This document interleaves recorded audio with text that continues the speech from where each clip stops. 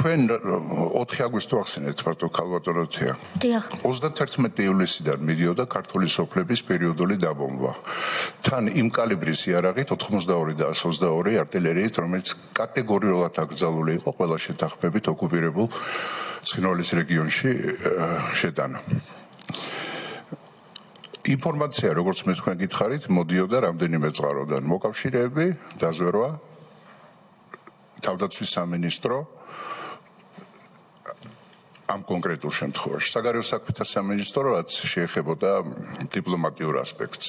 აბსოლუტურად გამორიცხულია, რომ ვიღაცას და მე ვიცი თქვენ, რასაც მეკითხებით, დასავლეთიდან ჩვენთვის ეთქვათ რაღაც სამხედრო ავანტიურაში ჩაებითო, აბსოლუტურად გამორიცხული არის ეს.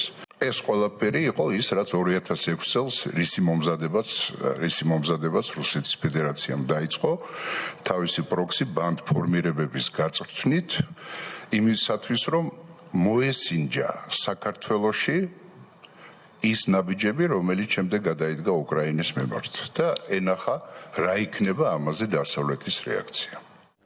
საგარეო საქმეთა ის რეჟიმი, რომლის საქმიანობასაც ჩვენი კომისია სწავლობს, რუსეთის წინააღმდეგ ან არ იბრძოდა, ან იბრძოდა ისე, რომ გაწირავდა ხოლმე საკუთარ ჯარისკაცს, იცოდა რა წინასწარ, რომ საომარი მოქმედებები იწყებოდა, არ შეუტყობინებია ცხინვალის რეგიონში მყოფი ჩვენი მოსახლეობისთვის, დაუცველი პირებისთვის, შეუიარაღებელი პირებისთვის, სამოქალაქო საზოგადოებისთვის